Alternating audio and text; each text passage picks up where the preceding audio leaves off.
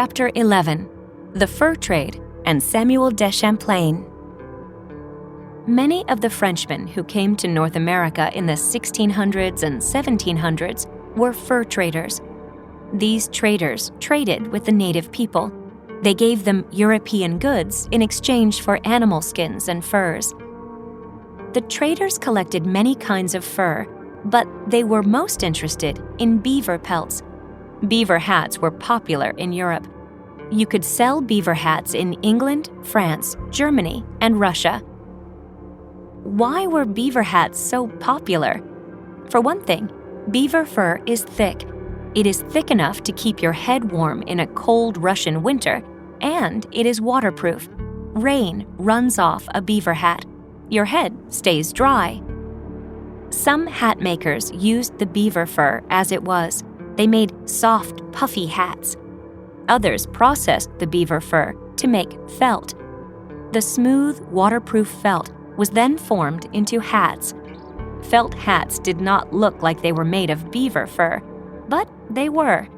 In many parts of Europe, there were no beavers left. Hunters had killed too many of them. The beaver had almost gone extinct. Europeans could not get beaver pelts at home, so they were willing to pay for beaver pelts imported from North America. Samuel de Champlain and other Frenchmen took the lead in the fur trade. They set up trading posts in North America. There were trading posts along the Atlantic coast.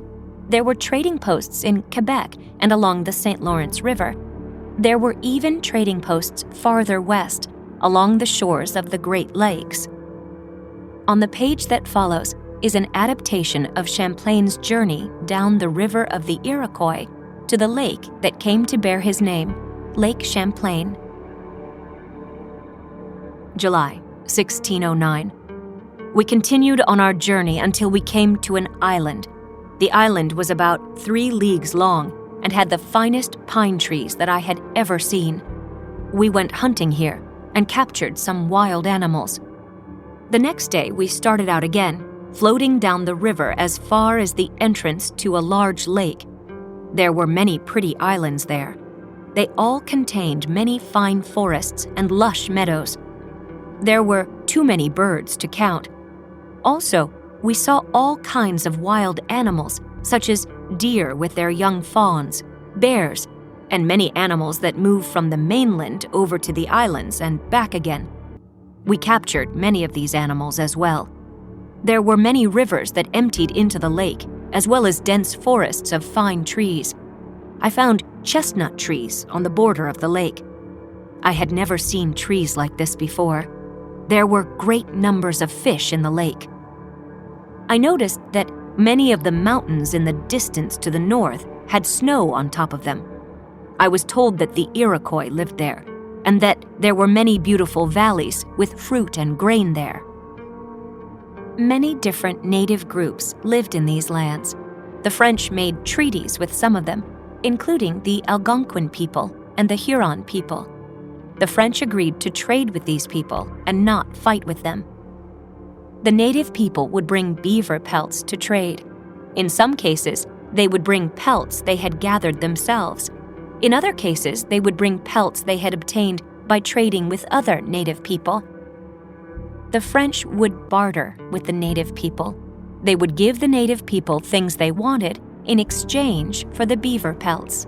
Many of the things the native people wanted were made of metal.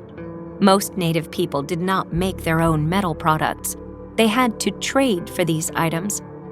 Many native people traded furs for knives and axe blades. Others traded for kettles and fish hooks. Still others traded for glass beads from Europe, which were highly desirable. The French would gather up lots of beaver pelts. Then they would ship the pelts back to France and sell them. They made a lot of money doing this, so they did it again and again.